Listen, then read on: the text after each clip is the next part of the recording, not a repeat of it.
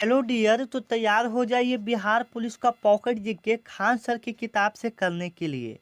तो आज आपका क्लास 1 होने वाला है, जो कि आपके लिए काफ़ी इम्पोर्टेंट होगा। ठीक है। तो आपका पहला प्रश्न है कि भारत का सबसे बड़ा राज्य क्षेत्रफल के आधार पर कौन सा है।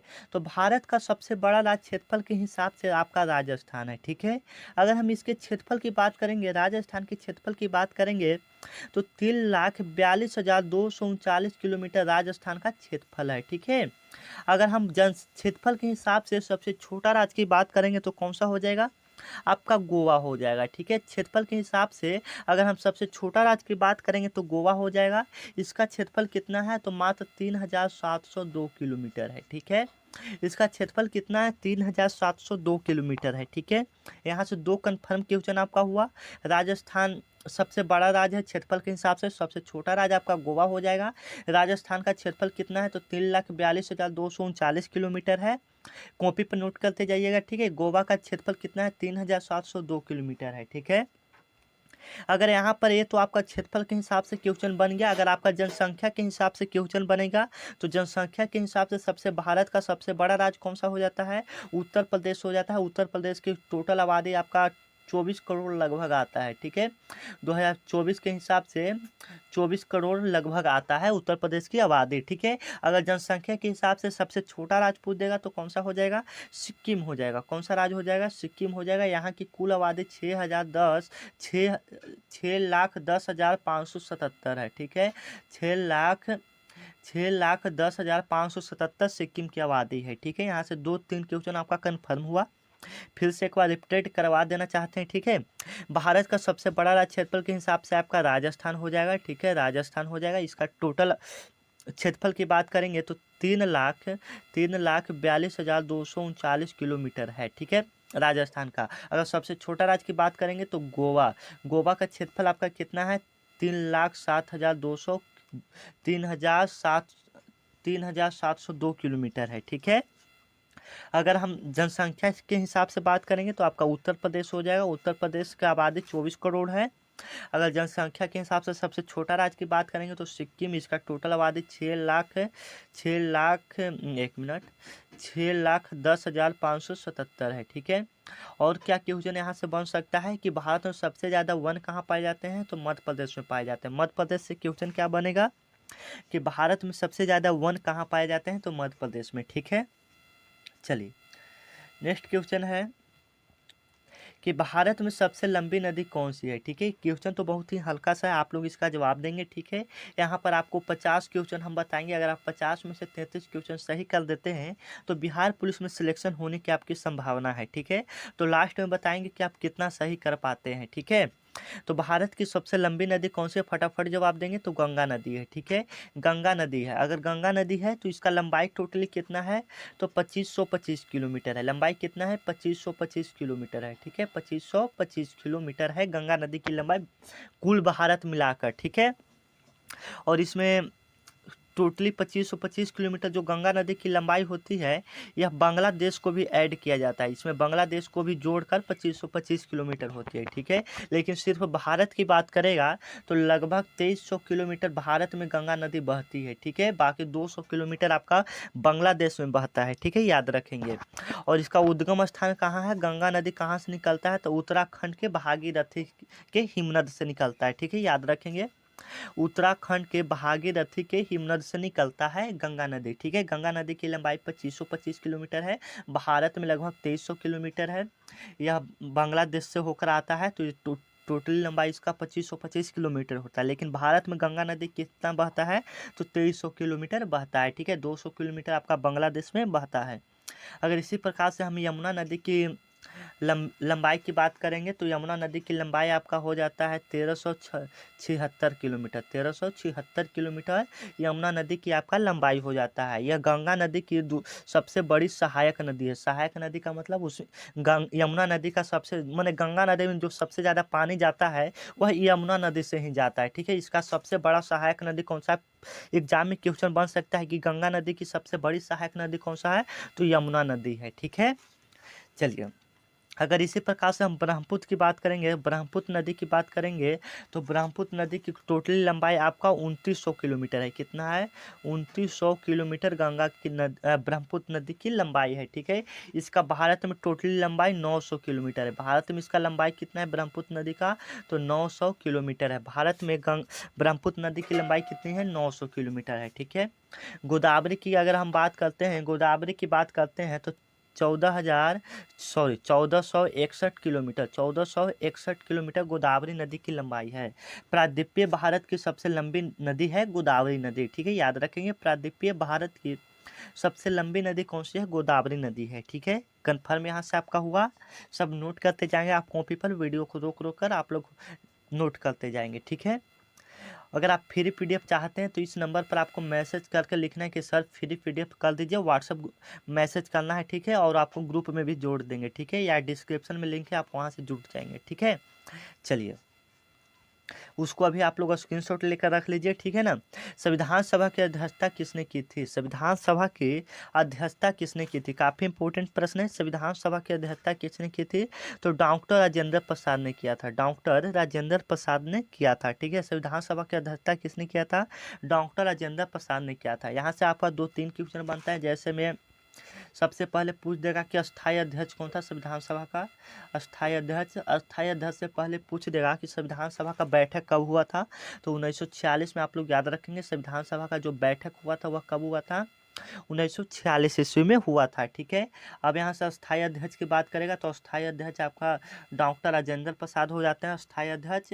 एक आपका क्वेश्चन बनता है अस्थायी अध्यक्ष कौन थे संविधान सभा के? अस्थायी अध्यक्ष कौन थे? ठीक है, तो अस्थायी की बात करेगा तो डॉक्टर सर्वपल्ली राधाकृष्ण थे। ठीक है, डॉक्टर सर्वपल्ली राधाकृष्ण थे। ठीक है, अगर इसका यहाँ से हम फिर बात करते हैं कि डॉक्टर भीमराव अंबेडकर, तो इनको संविधान का जनक कहा जाता है। आप लोग को पता है संविधान का निर्माता कहा जाता है। इनका जन्म महू मध्य प्रदेश में हुआ था। ठीक है, इन्होंने ठीक है, पंडित जवाहरलाल नेहरू की बात करेंगे तो ये भारत के प्रथम प्रधानमंत्री हैं। भारत के प्रथम प्रधानमंत्री कौन है? पंडित जवाहरलाल नेहरू हैं। इनको शॉर्ट रूप में चाचा जी कहा जाता है। डॉक्टर राजेंद्र प्रसाद की बात हम लोग करेंगे तो डॉक्टर राजेंद्र प्रसाद भारत के प्रथम राष्ट्रपति हैं। ठीक है, और संविधान सभा का अध्यक्ष इन्होंने ही किया था, डॉक्टर राजेंद्र प्रसाद ने। ठीक है, आप अगर आप इसका फ्री पीडीएफ चाहते हैं तो आपको नंबर यहाँ पर हम लोग दे दिए हैं, इस पर आप लोग मैसेज कीजिए, इसका स्क्रीनशॉट ले लीजिए। ठीक है, लास्ट में आप लोग मैसेज कर दीजिएगा और लास्ट में आप लोग बताएंगे कि 50 में से टोटली आप लोग का कितना सही हुआ। ठीक है, नए हैं तो चैनल को सब्सक्राइब कर लीजिए, क्योंकि आपके लिए इतना मेहनत करते हैं। आपका एक लाइक हमको बहुत ही मोटिवेट करता है। ठीक है, आपका एक लाइक और एक सब्सक्राइब बहुत ही मोटिवेट करता है। ठीक है, तो कृपया आप लोग चैनल को ज़रूर सब्सक्राइब कर लें, यह आपका ही परिवार है। ठीक है, यहाँ आप लोग दिल लगा कर पढ़िए और जो भी दिक्कत हो कमेंट में पूछ सकते हैं। ठीक है, सभी का रिप्लाई दिया जाता है। नेक्स्ट क्वेश्चन है, भारत में सबसे पहले सूर्य किस राज्य में निकलता है? ठीक है, भारत में सबसे पहले सूर्य किस राज्य में निकलता है? तो अरुणाचल प्रदेश में निकलता है। इसको आपको भी पता है, इसको पूर्वी प्रदेश कहा जाता है। इसको कौन सा कहा जाता है? पूर्वी प्रदेश कहा जाता है। पूर्वी प्रदेश कौन सा हो जाता है? अरुणाचल प्रदेश। या पूरब दिशा में रहता है। ठीक है, अरुणाचल प्रदेश कौन सा दिशा में है? तो पूरब दिशा में है। ठीक है, अरुणाचल प्रदेश भारत में सबसे पहले सूर्य वहीं उगता है। सबसे लास्ट कहाँ होता है? गुजरात के कच्छ में होता है। सबसे लास्ट में कहाँ डूबता है? मैंने यहाँ से पूछेगा कि भारत में सबसे पीछे सूर्य किस राज्य में डूबता है? ठीक है, मैंने सबसे लास्ट में सूर्य कहाँ डूबता है? तो गुजरात के कच्छ में डूबता है। ठीक है, कन्फर्म आपको पता होना चाहिए। ठीक है, चलिए अगर असम की बात करेंगे तो असम की राजधानी पूछ देगा तो आपका क्या हो जाएगा? दिसपुर हो जाएगा। नागालैंड की पूछ देगा तो कोहिमा और सिक्किम गंगटोक। ठीक है, आप लोग याद रखेंगे। चलिए, भारत की प्रथम महिला प्रधानमंत्री कौन थी? भारत की प्रथम महिला प्रधानमंत्री कौन थी? ठीक है, काफ़ी इंपॉर्टेंट है। भारत की प्रथम महिला प्रधानमंत्री कौन थे? ठीक है, तो भारत की प्रथम महिला प्रधानमंत्री आपका प्रतिभा पाटिल थे। ठीक है, प्रतिभा पाटिल थे।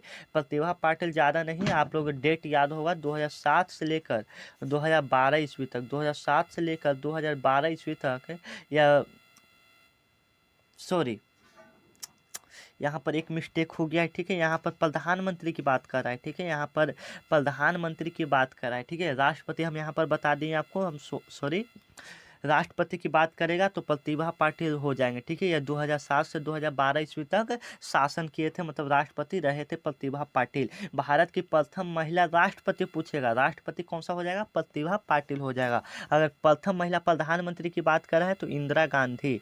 कौन सा? इंदिरा गांधी, ठीक है, इंदिरा गांधी याद रखेंगे आप लोग। भारत की प्रथम महिला प्रधानमंत्री इंदिरा गांधी, ठीक है, इंदिरा गांधी।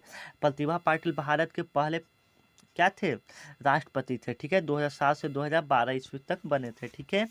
सरोजिनी नायडू की बात करेंगे तो भारत की प्रथम महिला मुख्यमंत्री सरोजिनी नायडू, ठीक है, सरोजिनी नायडू भारत की प्रथम महिला मुख्यमंत्री, ठीक है। चलिए, भारत में कितने भारतीय संसद में कितने सदन हैं? भारतीय संसद में 2 सदन है, ठीक है। कितने सदन है? 2 सदन है। एक आपका राज्यसभा हो जाता है, एक आपका लोकसभा हो जाता है। एक आपका राज्यसभा, एक दूसरा आपका लोकसभा हो जाता है, ठीक है। तो कितने सदन हैं? 2 सदन है, आप लोग याद रखेंगे, ठीक है। चलिए, भारत का राष्ट्रीय पक्षी क्या है? तो ये सब तो क्वेश्चन बताने लायक नहीं है, आप लोग इसका जवाब कमेंट में जरूर देंगे। 7 इस प्रकार से लिख कर जवाब देंगे, 7 नंबर लिख के इधर जो भी जवाब होगा लिख देंगे, ठीक है। चलिए, भारत में कुल कितने राज्य हैं? तो भारत में कुल कितने राज्य हैं? 2024 के हिसाब से पूछ रहे हैं, 2024 के हिसाब से भारत में कुल कितने राज्य हैं? तो फिलहाल तो अभी 28 ही कर दिया गया है, ठीक है, 28 कर दिया गया है।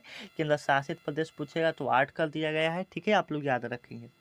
चलिए, भारत के पहले राष्ट्रपति कौन थे? भारत के 1 मिनट, भारत के पहले राष्ट्रपति कौन थे? काफ़ी इंपॉर्टेंट प्रश्न है। भारत के पहले राष्ट्रपति कौन थे? तो डॉक्टर राजेंद्र प्रसाद थे। आपको ऊपर भी इसके बारे में बता दिए थे। भारत के पहले राष्ट्रपति डॉक्टर राजेंद्र प्रसाद। पंडित जवाहरलाल नेहरू की बात करेंगे तो भारत के प्रथम प्रधानमंत्री, ठीक है। अगर पहले उपराष्ट्रपति की बात करेंगे तो डॉक्टर क्या है? राधा कृष्ण, ठीक है, ये आपका हो जाएगा डॉक्टर सर्वपल्ली राधाकृष्ण, ठीक है। उपराष्ट्रपति, सबसे पहले उपराष्ट्रपति कौन थे? तो डॉक्टर सर्वपल्ली राधाकृष्ण। अगर प्रधानमंत्री की बात करेगा तो पंडित जवाहरलाल नेहरू, ठीक है। चलिए, भारत में पंचायती राज का व्यवस्था का शुरुआत कब हुआ था? भारत में पंचायती राज व्यवस्था का शुरुआत कब हुआ था? तो 1959 ईस्वी में हुआ था। कहाँ में हुआ था? राजस्थान के नागौर जिला में हुआ था पंचायती राज व्यवस्था का शुरुआत, ठीक है। चलिए, नेक्स्ट क्वेश्चन है, भारत का सबसे बड़ा बांध कौन सा हो जाएगा? आप लोग बताइए। हीराकुंड आपका बांध हो जाएगा। हीराकुंड किस नदी पर है? तो महानदी पर है, ठीक है, आप लोग याद रखेंगे। हीराकुंड किस नदी पर है? महानदी पर है। यह भारत का सबसे बड़ा बांध है हीराकुंड बांध, ठीक है। सबसे ऊंचा पूछेगा तो टिहरी बांध आपका हो जाता है, ठीक है, याद रखेंगे, सबसे ऊंचा टिहरी बांध हो जाता है। अगर हम हीराकुंड की बात करेंगे, महानदी हो गया यहाँ पर। यह कहाँ में है? महानदी या हीराकुंड बांध किस राज्य में है? तो आपका उड़ीसा में है। कन्फर्म आप लोग याद रखेंगे किस राज्य में है? ओडिशा में है, ठीक है, 1 मिनट, ओडिशा में है, ठीक है, ओडिशा में है, आप लोग याद रखेंगे ओडिशा में, ठीक है। सरदार सरोवर की बात करेंगे तो यह किस नदी पर है? तो नर्मदा नदी पर है, आप लोग याद रखेंगे, ठीक है। चलिए, भारतीय राष्ट्रीय ध्वज में कितने चक्र में कितनी तिलियां होती है? जो आपका तिरंगा होता है उसमें जो चक्र होता है उसमें टोटल कितनी तिलियां होती है? अगर आप नहीं देखें तो यहाँ पर हम मात्र एक छोटा सा फिगर की मात्रा से आपको समझा देते हैं, ठीक है। जो ये वाला चक्र बीच में होता है इसमें कितनी तिलियां इस प्रकार से रहती है, ठीक है। इसमें टोटल कितनी तिलियां रहती है? तो आप लोग बताएंगे टोटल कितनी तिलियां रहती है? 24 तिलियां रहती है, ठीक है। आप लोग याद करेंगे टोटल कितनी तिलियां होती है? 24 तिलियां होती है। 24 तिलियों का मतलब क्या होता है? वह क्या समझाना चाहता है? 24 तिलियां मतलब उसका उद्देश्य क्या है 24 तिलियों का? कि मतलब हम भारत की रक्षा के लिए 24 घंटा तत्पर रहते हैं, मतलब तैयार रहते हैं, ठीक है। एक शायरी हो जाए, शायरी के साथ मोटिवेट होकर थोड़ा आगे क्लास को करेंगे, ठीक है। तो आपका शायरी है, माँ तेरे पसीने के हर एक बूंद को, ठीक है, माँ तेरे पसीने के हर एक बूंद को मोती सा चमकाऊंगा। कि माँ तेरे पसीने के हर एक बूंद को मोती सा चमकाऊंगा, तू सपने बड़े देखना मैं उसे पूरा करके दिखलाऊंगा, ठीक है। तो आप माँ के सपनों को पूरा जरूर करना है, इस बार सिलेक्शन ले लेना है, ठीक है ना। चलिए, नेक्स्ट क्वेश्चन है, कोई भी दिक्कत हो तो मैं अपना व्हाट्सअप नंबर आपको दे दिया हूँ, वहाँ पर आप मैसेज करके कन्फर्मली पूछ सकते हैं, ठीक है। संविधान दिवस कब मनाया जाता है? काफ़ी इंपॉर्टेंट है, संविधान दिवस कब मनाया जाता है? आपको भी पता है संविधान दिवस कब मनाया जाता है? तो 26 नवंबर को संविधान दिवस मनाया जाता है। आखिर क्यों मनाया जाता है संविधान दिवस? मतलब उसी तारीख को 26 नवंबर को ही क्यों मनाया जाता है? आप लोग सोच रहे होंगे 26 जनवरी, नहीं बाबू, उस दिन संविधान गणतंत्र दिवस मनाया जाता है 26 जनवरी को, ठीक है। संविधान दिवस पूछा है तो 26 नवंबर, 26 नवंबर, 1 मिनट, 26 नवंबर, समझिएगा 26 नवंबर 1949 ईस्वी को पूरा संविधान बनकर क्या हो गया था, रेडी हो गया था, पूरा एकदम अच्छे तरह से संविधान बनकर उस दिन तैयार हो गया था 26 नवंबर 1949 ईस्वी को, ठीक है। फिर धीरे धीरे जैसे ही आपका 26 जनवरी 1950 आया, उस दिन आपका संविधान को पूरे देश में लागू कर दिया गया, ठीक है। याद रखेंगे आप लोग, इसलिए 26 नवंबर को संविधान बनकर तैयार हुआ था, इसलिए हम लोग संविधान दिवस के रूप में मनाते हैं, ठीक है। 15 अगस्त की बात तो करना ही नहीं, ये तो सबको पता है 15 अगस्त को क्या हुआ था, ठीक है। 30 जनवरी की तो बात ही नहीं करना है, 30 जनवरी 1948 ईस्वी, इस दिन शहीद दिवस मनाया जाता है, आपको भी पता है। इस दिन महात्मा गांधी की मृत्यु हुई थी। एक और कौन से हो जाते हैं, उनका भी मृत्यु हुआ था 30 जनवरी के ही दिन। इस दिन शहीद दिवस मनाया जाता है, ठीक है। चलिए 1 मिनट। भारत में लोकसभा के सदस्य कितने होते हैं, भारत में लोकसभा के सदस्य कितने होते हैं? ऑप्शन के हिसाब से आपका 545 हो जाएगा, ठीक है। लेकिन 2 सदस्यों को हटा दिया गया है, ठीक है, 2 सदस्यों को हटा दिया गया है। 543 अब होता है, ठीक है। 545, और अभी 545 से चलता है, ठीक है। ऑप्शन में आपको 543 देगा ही नहीं, 545 आपका देगा, कोई टेंशन नहीं लेना है। 545 में आराम से टिक कर देना है, ठीक है। हम समझाने के लिए आपको उतना बता रहे हैं, ठीक है। भारतीय सेना का प्रमुख कौन होता है, मैंने तीनों सेना का जो होता है उसका प्रमुख कौन होता है, तो उसका प्रमुख आपके राष्ट्रपति जी होते हैं, ठीक है। राष्ट्रपति जी हैं, जो कि अभी द्रौपदी मुर्मू है, ठीक है, द्रौपदी मुर्मू है। और तीनों सेना का क्या होते हैं, प्रमुख होते हैं। जो भी भारत के राष्ट्रपति रहेंगे वह तीनों सेना का क्या होंगे, प्रमुख मेन होंगे। वहीं अपना कमांड जो भी सेना का मतलब कोई भी फैसला लेना है तो राष्ट्रपति से पहले बात करना होगा, ठीक है। चलिए, भारत की आज़ादी कब हुई थी, भारत की आज़ादी कब हुई थी आप लोग बताइए। इसके लिए तो ये सब आपके लिए क्वेश्चन छोड़ा जाता है। 16 नंबर क्वेश्चन लिखकर आप लोग जवाब दे देंगे, इस प्रकार से 16 नंबर क्वेश्चन लिखकर इस प्रकार से आप लोग जवाब दे देंगे, कौन सा आंसर होगा, ठीक है। चलिए, अगर इसमें और ऑप्शन की बात करते हैं तो 30 जनवरी 1948 की अगर हम बात करेंगे तो इस दिन महात्मा गांधी की क्या हुई थी, मृत्यु हुई थी। आप लोग याद रखेंगे, इस दिन महात्मा गांधी की क्या हुआ था, मृत्यु हुआ था, ठीक है। आप लोग याद रखेंगे। अगर हम महात्मा गांधी जी की जन्म की बात करेंगे तो 2 अक्टूबर 1869 ईस्वी को पोरबंदर गुजरात में हुआ था, ठीक है। नेक्स्ट क्वेश्चन है, राष्ट्रीय ज- राष्ट्रीय गान जन गण मन के रचयिता कौन है, राष्ट्रीय गान जन गण मन के रचयिता कौन है, आप लोग बताएंगे। तो रविंद्रनाथ टैगोर हैं, ठीक है। रविंद्रनाथ कौन है, टैगोर हैं, ठीक है। राष्ट्रीय जनगण मन के रचयिता कौन है, रविंद्रनाथ टैगोर हैं, ठीक है। आप लोग याद रखेंगे कौन से हैं, रविंद्रनाथ टैगोर हैं, ठीक है। ये वाला ऑप्शन बिल्कुल करेक्ट हो जाएगा। अगर राष्ट्रीय गान पूछ दिया जनगण मन तो रविंद्रनाथ टैगोर। अगर वंदे मातरम पूछ देगा, वंदे मातरम याद रखेंगे, वंदे मातरम। वंदे मातरम अगर आपसे पूछ देगा तो बंकिम चंद्र चटर्जी, ठीक है, बंकिम चंद्र चटर्जी, ठीक है। अगर वंदे मातरम को पूछ देगा तो बंकिम चंद्र चटर्जी, ठीक है। महात्मा गांधी ने भी बहुत सारे आंदोलन एवं बहुत सारे किताब लिखे हैं, जैसे में सत्य और अहिंसा, इस प्रकार से कालिदास के भी बहुत सारे किताब हैं, ठीक है। चलिए, कालिदास को भारत का शेक्सपियर कहा जाता है, आपको भी पता है, ठीक है। चलिए 1 मिनट, इस क्वेश्चन को थोड़ा जूम कर लेते हैं। चलिए, नेक्स्ट क्वेश्चन है, भारत का राष्ट्रीय खेल कौन सा है, ये तो आप लोग जान रहे हैं, भारत का राष्ट्रीय खेल कौन सा है, आप लोग बताएंगे, ठीक है। अगर यहाँ से और क्वेश्चन क्या बनता है, कबड्डी में कितने खिलाड़ी होते हैं, आप लोग बताएंगे। हॉकी में कितने खिलाड़ी होते हैं, कबड्डी में कितने खिलाड़ी होते हैं, फुटबॉल में कितने खिलाड़ी होते हैं, ठीक है। तो HCF, इसके लिए एक ट्रिक हम आपको शॉर्ट रूप में बता देते हैं। HCF, एच से मतलब हॉकी, सी का मतलब क्रिकेट, एफ का मतलब फुटबॉल, ये तीनों में आपका कितना खिलाड़ी होगा, 11 खिलाड़ी होगा। HCF मतलब हॉकी, क्रिकेट, फुटबॉल में कितने खिलाड़ी होंगे, 11 खिलाड़ी होंगे। मतलब क्रिकेट में आपका 11 खिलाड़ी, हॉकी में आपका 11 खिलाड़ी, और क्रिकेट में, फुटबॉल में आपका 11 खिलाड़ी, कबड्डी में आपका 7 खिलाड़ी होता है, ठीक है। कन्फर्म आपको पता होना चाहिए। और भारत का राष्ट्रीय खेल कौन सा है, आप लोग कमेंट में इसका जवाब जरूर देंगे और लास्ट में बताएंगे कितना सही हुआ, ठीक है। भारत का सबसे ऊंचा पर्वत शिखर कौन सा है, भारत का सबसे ऊंचा पर्वत शिखर कौन सा है, ठीक है। तो आपका कंचनजंगा हो जाता है, इसका कुल लंबाई लगभग 8,800 कुछ मीटर है, ठीक है।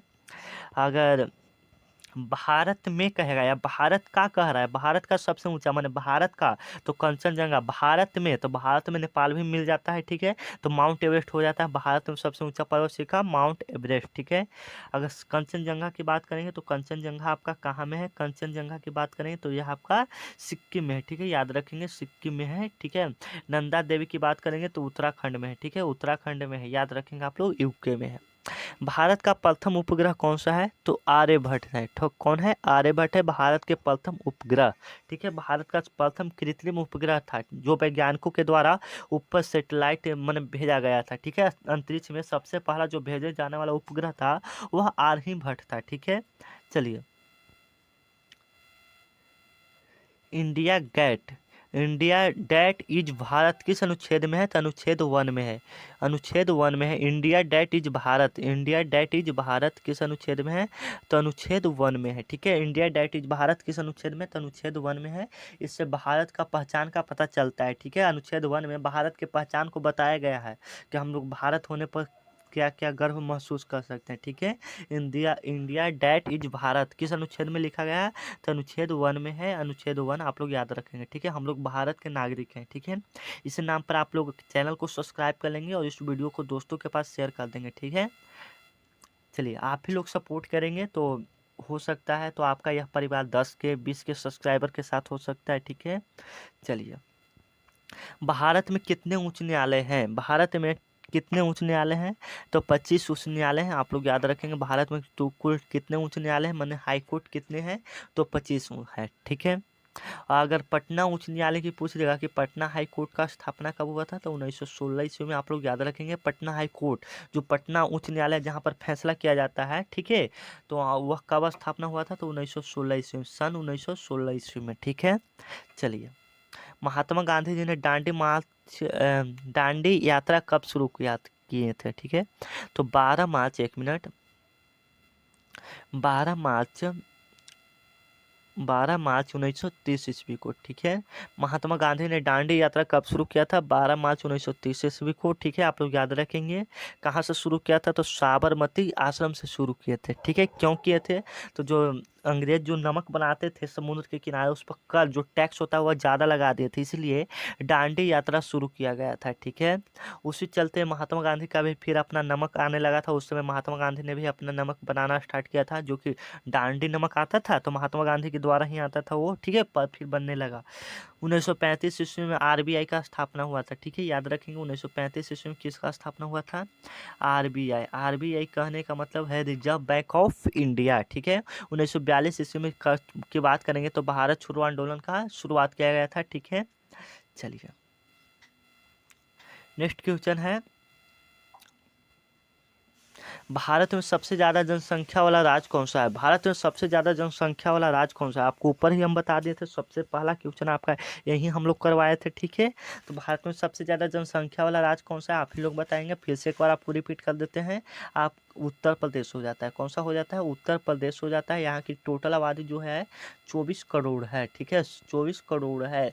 अगर सबसे छोटा राज्य की बात करेगा जनसंख्या के हिसाब से, सिक्किम हो जाएगा। यहाँ की टोटल आबादी आपका है 6,10,577 है। ठीक ठीक ठीक है, यहाँ की आबादी 6 लाख ही आदमी यहाँ पर सिक्किम में रहते हैं। ठीक है, चलिए। बिहार की बात करेंगे तो बिहार सबसे पिछड़ा राज्य में आता है, अभी भी पिछड़ा राज्य में ही आता है। ठीक है, अनपढ़ में भी सबसे पीछे ही आता है हमारा बिहार। ठीक है, और यहाँ से क्या क्वेश्चन बन सकता है? स्वर्ण मंदिर कहाँ है? तो महाराष्ट्र, मुंबई में बोला जाता है। ठीक है, पश्चिम बंगाल की राजधानी क्या होगी? ठीक है, कोलकाता की राजधानी कहाँ होगी? आप लोग बताएंगे। ठीक है, चलिए।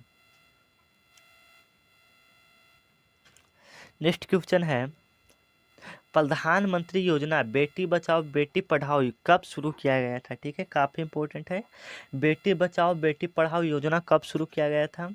आप लोग इसका जवाब देंगे, बेटी बचाओ बेटी पढ़ाओ। ठीक है, आप लोग भी इसके बारे में जान रहे होंगे, बचाओ बेटी पढ़ाओ। ठीक है, तो 2017 ईस्वी में प्रधानमंत्री मोदी जी के द्वारा यह शुरू किया गया था योजना, बेटियों को ज़्यादा से ज़्यादा पढ़ाई करवाने के लिए। मतलब जो भी प्रोत्साहन राशि रहता है तो वो लड़कियों को प्रोत्साहित करने के लिए, मतलब जो ज़्यादा से ज़्यादा लड़कियां पढ़ाई करें, इसलिए उनको प्रोत्साहन राशि दिया जाता है। जैसे में इंटर में आपका 25,000 हो गया, बीए में आपका 50,000 हो गया। उसके बाद अगर आप आगे करते हैं बीएड ये सब करते हैं तो आपका 1 लाख 2 लाख, उसी प्रकार से आपको प्रोत्साहन राशि मिलते चला जाएगा। ठीक है, एक लड़का हो गया, लड़का को नहीं मिलता है। ठीक है, आपको भी पता है।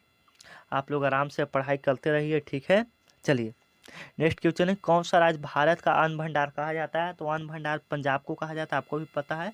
पंजाब में भरपूर मात्रा में चावल और गेहूं की खेती होती है और यहाँ पर सबसे ज़्यादा उपज भी होती है, ठीक है, क्योंकि नया नया टेक्नोलॉजी से पंजाब में खेती किया जाता है, ठीक है। जो भी थ्रेसर आता है, जो भी मतलब जो भी किसान वाला चीज़ है, जो भी आप अपने गांव में देखते हैं, ट्रैक्टर हो गया, थ्रेसिंग हो गया, सबसे ज़्यादा जो होता है वह पंजाब में ही ये सब तैयार किया जाता है। नए नए टेक्नोलॉजी के माध्यम से पंजाब में खेती किया जाता है, इसलिए वहाँ पर सबसे ज़्यादा पैदावार होता है, ठीक है।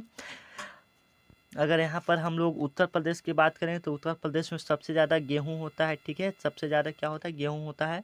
सबसे ज़्यादा वन की बात करेंगे भारत में तो मध्य प्रदेश आपका हो जाएगा, ठीक है। दूध दही का प्रदेश हरियाणा को कहा जाता है, मंदिरों का प्रदेश यहीं को कहा जाता है, मतलब, ठीक है। चलिए, भारत का पहला परमाणु परीक्षण कहाँ हुआ था? काफ़ी इंपॉर्टेंट है। भारत का पहला परमाणु परीक्षण कहाँ हुआ था? तो पोखरण पर हुआ था। कहाँ हुआ था? पोखरण। पोखरण, ठीक है, शहर का नाम है। यहाँ पर श्रीहरिकोटा में इस बार हुआ था जो चंद्रयान 3 लॉन्च हुआ था, ठीक है। चलिए, सुप्रीम कोर्ट की स्थापना कब हुआ? सुप्रीम कोर्ट का स्थापना कब हुआ? काफ़ी इंपॉर्टेंट क्वेश्चन। सुप्रीम कोर्ट का स्थापना कब हुआ? तो सुप्रीम कोर्ट का जो स्थापना आपका हुआ था वह 1962 ईस्वी में हुआ था। सुप्रीम कोर्ट मतलब आप लोग जा रहे हैं, ठीक है। चलिए, भारत का सबसे पुराना पर्व कौन सा है? तो मकर संक्रांति भारत का सबसे पुराना पर्व माना जाता है, ठीक है। मकर संक्रांति, होली, दीपावली, महाशिवरात्रि तो ये सब इधर मनाया जाने लगा है, ठीक है। जो मकर संक्रांति का इतिहास वो बहुत पुराना, सबसे पुराना पर्व है, ठीक है। सबका साथ सबका विकास किस योजना से जुड़ा है? सबका साथ सबका विश्वास किस योजना से जुड़ा है? तो नीति आयोग से जुड़ा है, नीति आयोग, ठीक है। नीति आयोग आप लोग जानते हैं, इसका पहले का जो नाम था वो पहले का नाम योजना आयोग था, ठीक है। योजना आयोग था। योजना आयोग इसका नाम पहले देखिए योजना आयोग था, ठीक है। इसका नाम बदलकर फिर कर दिया गया नीति आयोग। होता है ना, नाम चेंज होता है ना, तो नाम चेंज करके कर दिया गया नीति आयोग। नाम कब चेंज किया गया था? तो 1 जनवरी 2015 ईस्वी को चेंज करके नीति आयोग कर दिया गया था। यहाँ से एक क्वेश्चन बन सकता है, नीति आयोग का स्थापना कब हुआ था? तो 1 जनवरी 2015 ईस्वी को हुआ था। इसका मेन कौन होता है? जो इसमें नीति आयोग का मेन कौन सा हो जाएगा? तो प्रधानमंत्री हो जाते हैं, ठीक है। प्रमुख कौन होते हैं? योजना आयोग के प्रमुख कौन होते हैं? तो प्रधानमंत्री होते हैं, ठीक है। चलिए, संविधान में कुल कितने अनुच्छेद हैं? मूल रूप से आप लोग बताएंगे संविधान में टोटली कितने अनुच्छेद हैं मूल रूप से, ठीक है। आप लोग बताएंगे, ठीक है। ये आप लोग संविधान के तो बारे में पढ़े ही होंगे, ठीक है, तो आप लोग इसका जवाब देंगे संविधान में मूल रूप से कितने होते हैं, कितने अनुच्छेद हैं, ठीक है। नहीं अगर आएगा तो कमेंट करके कमेंट में हम बता देंगे, आपको पिन कर देंगे, ठीक है। वहाँ से आप लोग देख सकते हैं अगर आपको नहीं आता है तो, ठीक है। या कमेंट में तो भरा भरा जवाब आएगा, ठीक है, तो आप लोग देख लीजिएगा, ठीक है, जिसको नहीं पता है। चलिए, किसे भारत का लौह पुरुष कहा जाता है? काफ़ी इंपॉर्टेंट है। किसे भारत का लौह पुरुष कहा जाता है? तो सरदार वल्लभ भाई पटेल को लौह पुरुष कहा जाता है। अगर यहाँ पर और की बात करेंगे, नेताजी की हम लोग बात करेंगे, नेताजी सुभाष चंद्र बोस, यहाँ पर आप लोग याद रखेंगे, लिखने में थोड़ा प्रॉब्लम हो रहा है, ठीक है। चंद्रशेखर आज़ाद को हम लोग क्या बोलते हैं? वीर पुरुष बोला जाता है चंद्रशेखर आज़ाद को, ठीक है, आप लोग याद रखेंगे। चलिए 1 मिनट, एक क्या हो गया, यही है। भारत के प्रथम गृह मंत्री कौन थे? ये भी क्वेश्चन काफ़ी इंपॉर्टेंट है। भारत के प्रथम गृह मंत्री कौन थे? तो लाला राजपत राय थे, आपको भी पता है, लाला राजपत राय थे, ठीक है। चलिए फटाफट थोड़ा करवा देते हैं। भारत में नोट छापने का काज कौन करता है? तो आरबीआई करता है, आरबीआई, यहाँ पर देख सकते हैं आरबीआई। आरबीआई का स्थापना 1935 ईस्वी में हुआ था, ठीक है। चलिए, किस योजना का उद्देश्य हर घर में नल जल पहुंचाने का है? तो आ, नल जल पहुंचाने का है तो यह जल जीवन का ही होगा, ठीक है। जल जीवन आप लोग याद रखेंगे। चलिए थोड़ा फास्ट करवाते हैं, ठीक है, वीडियो ज़्यादा लंबा फिर हो जाएगा, ठीक है। चलिए, भारत का पहला आईआईटी कहाँ स्थापित है? आप लोग बताएंगे, ठीक है। भारत का पहला आईआईटी कहाँ स्थापित है? तो कानपुर में स्थापित है। कहाँ में स्थित है? कानपुर में स्थापित है। इसको इलेक्ट्रॉनिक को शहर कहा जाता है, इलेक्ट्रॉनिक शहर कहा जाता है, ठीक है। कानपुर को, बंगलुरु को, ये सबको, ठीक है, आप लोग याद रखेंगे। चलिए, कौन सा उद्योग भारत में सबसे अधिक रोजगार देता है? कौन सा उद्योग भारत में सबसे अधिक रोजगार देता है, ठीक है, आप लोग बताएंगे, ठीक है। तो आईटी जो है आपका, आईटी कंपनी है वह भारत में सबसे ज़्यादा रोजगार देता है, ठीक है। चलिए, भारत में उच्चतम जलप्रपात कौन सा है? तो जोग फॉल्स है, आपको भी याद होगा, ठीक है। जोग फॉल्स है सबसे ऊंचा जलप्रपात, जोग फॉल्स है, ठीक है। चलिए, माने जोग जलप्रपात। भारत का सबसे बड़ा वन क्षेत्र किस राज्य में है? तो मध्य प्रदेश में है। अभी आपको ऊपर 4 से 5 बार ये क्वेश्चन रिपीटेड करवा दिए हैं, ठीक है। थोड़ा फास्ट करवाते हैं, ठीक है। भारत का प्रमुख बंदरगाह कौन है? तो मुंबई भारत का सबसे बड़ा बंदरगाह है, तो प्रमुख यही आपका हो जाएगा। ये सब सारे बंदरगाह, चेन्नई बंदरगाह भी है, कांडला बंदरगाह भी है। कांडला आपका कहाँ में हो जाता है? गुजरात में। चेन्नई आपका तमिलनाडु में। मुंबई महाराष्ट्र में ही है, ठीक है। चलिए, किस महापुरुष को देशबंधु कहा जाता है? देशबंधु किसको कहा जाता है? काफी इंपॉर्टेंट क्वेश्चन है, ठीक है। देशबंधु किसको कहा जाता है? तो चित्तरंजन दास को देशबंधु कहा जाता है, ठीक है। देशबंधु कहा जाता है, ठीक है। याद रखेंगे आप लोग। थोड़ा फास्ट करवाते हैं। भारत में सबसे ज्यादा सोना कर्नाटक में पाया जाता है। ए वाला, सी वाला ऑप्शन बिल्कुल, एक मिनट, ए वाला क्या हो जा रहा है? सी वाला ऑप्शन बिल्कुल करेक्ट हो जाएगा, ठीक है। किस ग्रह को नीला ग्रह कहा जाता है? पृथ्वी का। ये सब आपको पता ही है, ठीक है। यहाँ से अगर और क्वेश्चन की बात करेंगे तो लाल ग्रह की बात करेंगे तो आपका मंगल हो जाएगा। पीला ग्रह की बात करेंगे तो शनि हो जाएगा, ठीक है। शनि के पास अभी के समय में सबसे ज्यादा उपग्रह है, ठीक है। इस शनि के चारों तरफ बलय पाए जाते हैं, ठीक है। पृथ्वी का एकमात्र उपग्रह का क्या नाम है? आप लोग बताएंगे, ठीक है। चलिए, भारत का सबसे गहरा बंदरगाह कौन सा है? भारत का सबसे गहरा बंदरगाह कौन सा है? तो विशाखापट्टनम है। विशाखापट्टनम है, जो कि उड़ीसा में है। आप लोग याद रखेंगे। भारत में कितने प्रकार की ऋतुएं मानी जाती है? ये सब क्वेश्चन तो आप लोग बता देंगे। भारत में कितने प्रकार की ऋतुएं मानी जाती है? योजना आयोग का स्थान किसने ले लिया है? नीति आयोग ले लिया है। ये सब तो आप लोग पता है। ये सब आप लोग कमेंट में बता दीजिएगा, ठीक है। भारत में पहली जनगणना कब हुआ था? 1871 ईस्वी में हुआ था। शुरुआत हो गया था 1871 ईस्वी में, लेकिन जो पूर्ण रूप से हुआ था वो आपका 1872 ईस्वी में जनगणना हुआ था, ठीक है। आप लोग याद रखेंगे। जनगणना प्रत्येक 10 वर्षों पर होता है, आप याद रखेंगे, ठीक है। गुरुत्वाकर्षण का नियम किसने दिया था? काफी इंपॉर्टेंट है। गुरुत्वाकर्षण का नियम किसने दिया था? ये तो बच्चा बच्चा को पता है, ठीक है। गुरुत्वाकर्षण का नियम किसने दिया था? ठीक है, आप लोग जल्दी जल्दी बताइएगा, ठीक है। गैलीलियो ने दिया था। आप लोग जल्दी जल्दी बताइए। संसद का उच्च सदन क्या होता है? संसद का हम आपको ऊपर उस समय दो को बताया था, लोकसभा एक राज्यसभा। तो लोकसभा राज्यसभा में से कौन सा बड़ा होता है? आप लोग बताएंगे, ठीक है। तो आप लोग कमेंट चेक कर सकते हैं ये, ठीक है। ये सब क्वेश्चन तो बच्चा बच्चा बता देगा। यहाँ से क्वेश्चन ही गायब है, ठीक है। तो चलिए, मिलते हैं नेक्स्ट वीडियो में। तब तक के लिए जय हिंद, जय दोस्तों। नए हैं तो चैनल को सब्सक्राइब कर लीजिए अभी, ठीक है। चलिए, एक मिनट, बंद करने वाला ऑप्शन